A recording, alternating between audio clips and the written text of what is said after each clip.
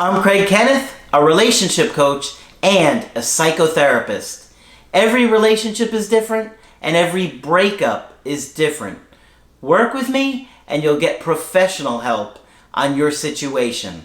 And if you're in no contact, focused on personal growth, my workbook series, The Knowledge, will help you make changes like you've never made before.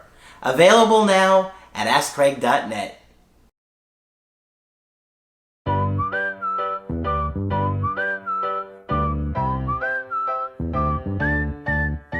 Hi there, I'm Coach Craig Kenneth. I'm Coach Margaret.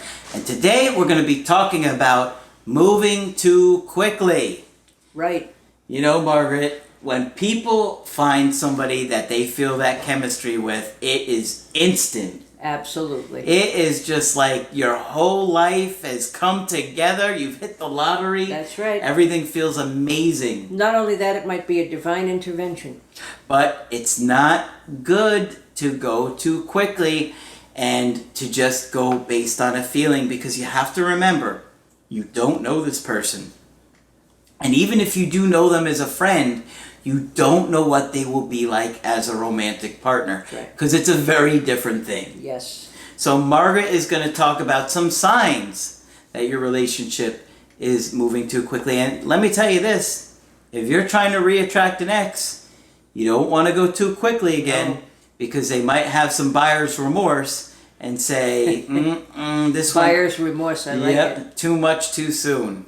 So what do we got here, Margaret? Okay, what I can tell you is that there is not a ton of material written about this.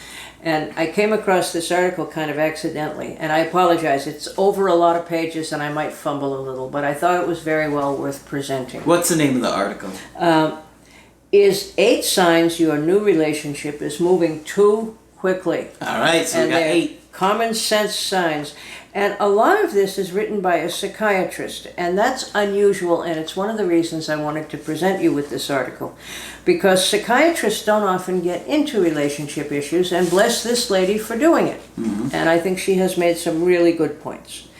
And so even if you're not looking to go from 0 to 60 in record time and you actually want to take it slow, when you're really feeling it for someone, you can lose control of the situation. Then before you know it, it's only been a few weeks and you're already talking about moving in together. Yep. Right? Which, although great, because being in love is awesome, moving too quickly can sometimes doom the relationship. Yep.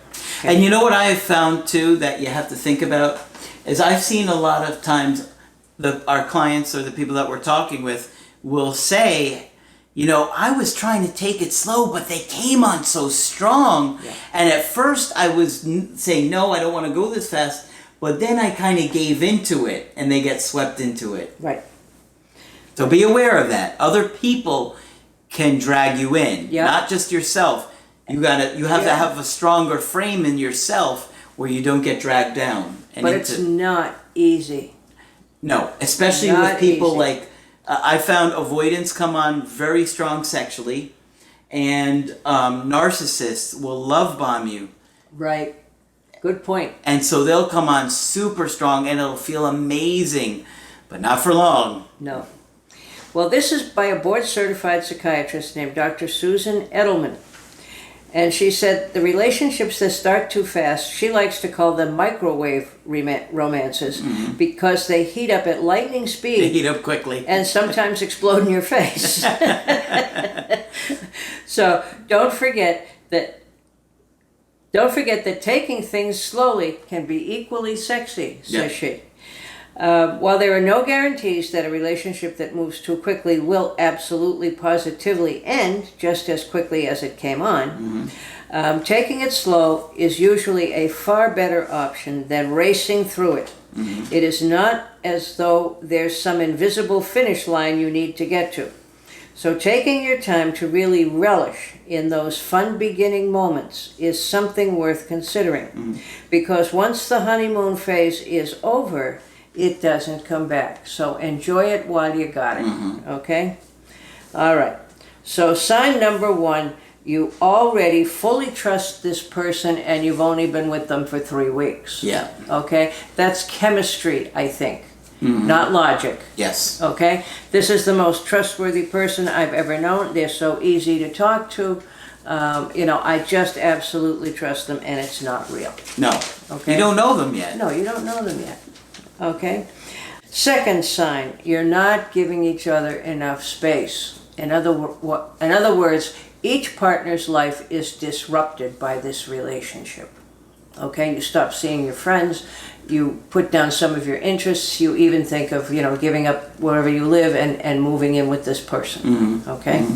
And you know what I've seen is that they might come on super strong and not want any space from you, and so you think it's going to continue the way it does, and then all of a sudden they back off, they slam on the brakes, and you're like, wait, but you were the one that wanted to see me every day. All of a sudden they back off, when they suddenly feel like they don't have enough space, because we all need it. Okay? And I think the trick of any relationship is getting the closeness and the space ratio correct. Yeah, which is very challenging. Yeah. Sign number 3, you already feel secure. Particularly if you have never had too many relationships in your life, and including when you were a child, that made you feel secure. It's a miracle that suddenly you feel secure with this person, like everything's okay in the world, nothing's going to go wrong, nothing's going to harm you, nobody's going to hurt you. Yeah. All right? And that's an intoxicating feeling, particularly if you've never felt it before. Yeah. But it's only based on like a chemical reaction, Right. You know what I mean? Right. So you can't base your security on that. It's not going to do you any good. And remember, the hormone is right there saying, get close, hurry up, and please procreate, because I, Mother Nature, want that. Okay? Number 4, you're making major life decisions before your first big fight. What a wonderfully practical thought. Okay?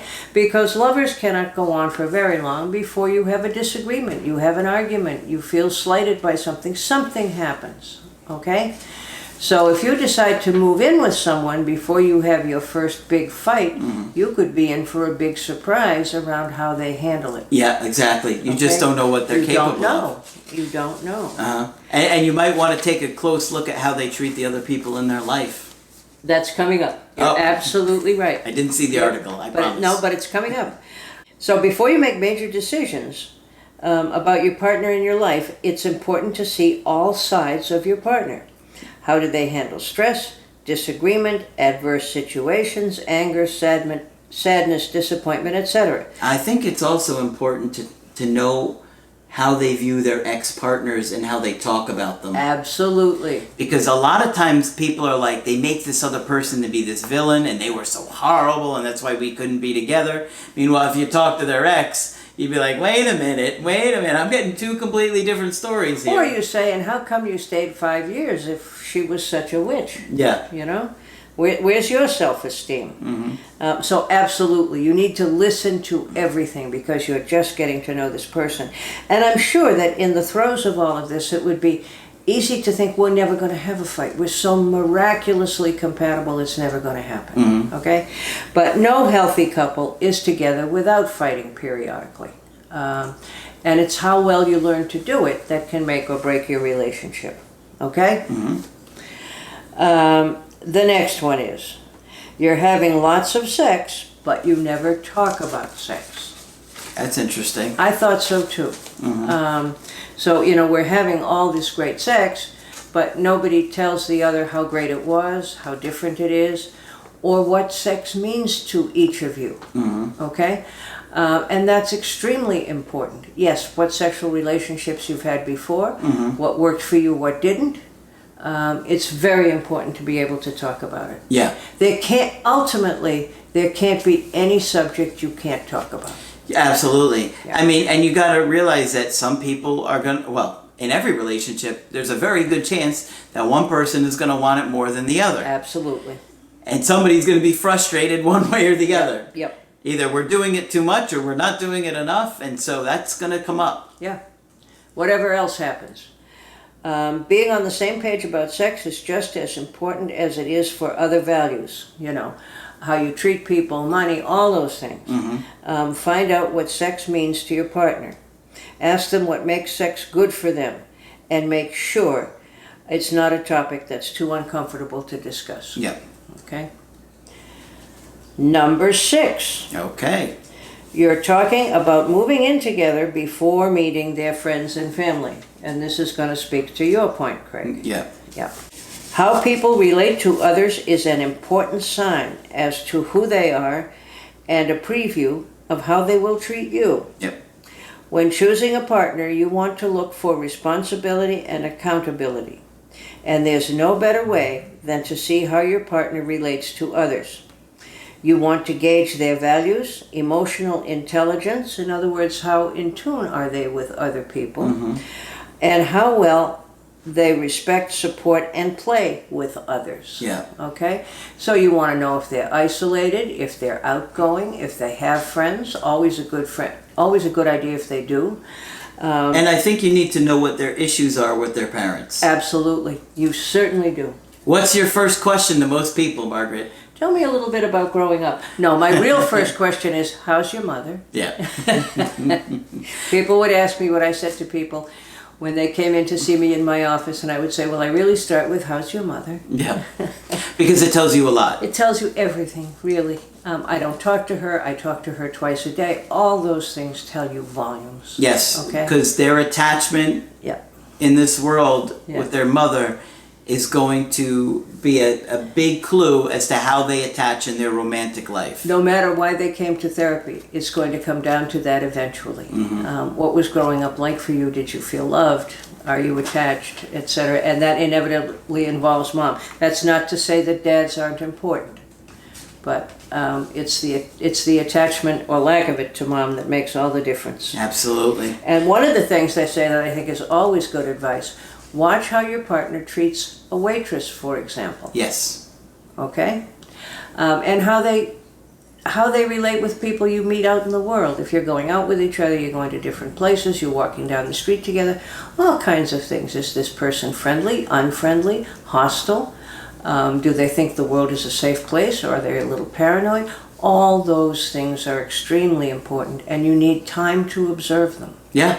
Okay? Yeah, you really do. Yeah. Because don't just take their word for how they're bashing other people. Oh, no. Because that's a big red flag in my book. Mine too. Why did you stay? You know? Yeah, if they were so horrible, why did were you you with them stay? all that time? Yeah. You weren't trapped. No. And you're a big grown-up and you can make a decision to walk away. Yep. All right. Sign number 7. You're putting your friends on the back burner. Okay? Now, just about everybody I talk to who's young has a group of friends. And when they start to date someone, that issue always comes up. Are you so enthralled and involved in this relationship that you ignore your friends? Yep. It's not a good idea. If something goes wrong in the relationship, for just practical purposes, you're going to need your friends. Yeah. Okay? Then I hear, people who very healthfully check things out with their friends and look for other points of view and other opinions. And that's healthy. Yeah, I Okay. agree. This the last one? We're coming up to it. I'm still not quite done with number 7. All right. Alienating your friends can come with the territory when your relationship moves too quickly. It's not a good sign if you're ignoring them because the new relationship is taking over, says Dr. Edelman.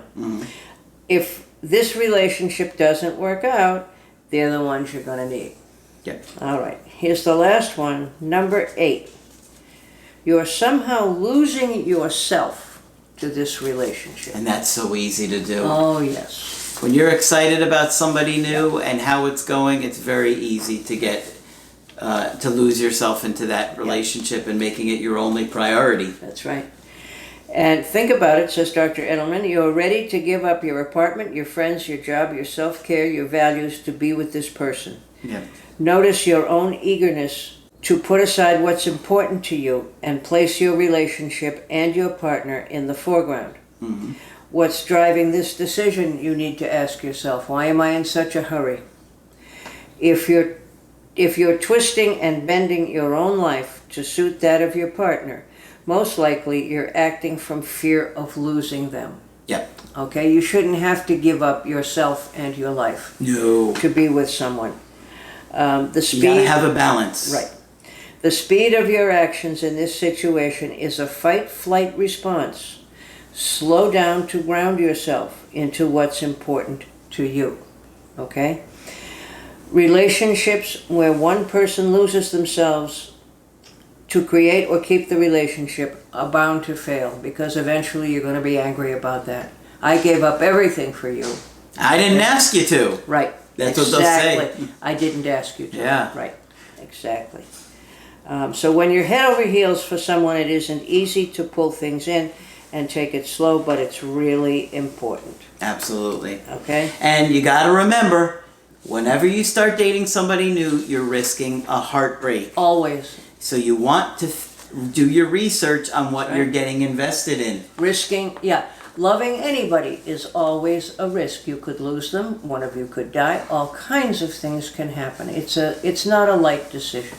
So okay? the better you understand what a healthy person looks like, the healthier you get, the less likely you're going to be drawn to somebody who's going to walk away from you when there's a little bit of problems. But that's not to say that the hormones can't get the smartest of us. Oh, it will. One of the things I always personally suggest to people is know someone for at least a year, so that you have been through all of their anniversaries.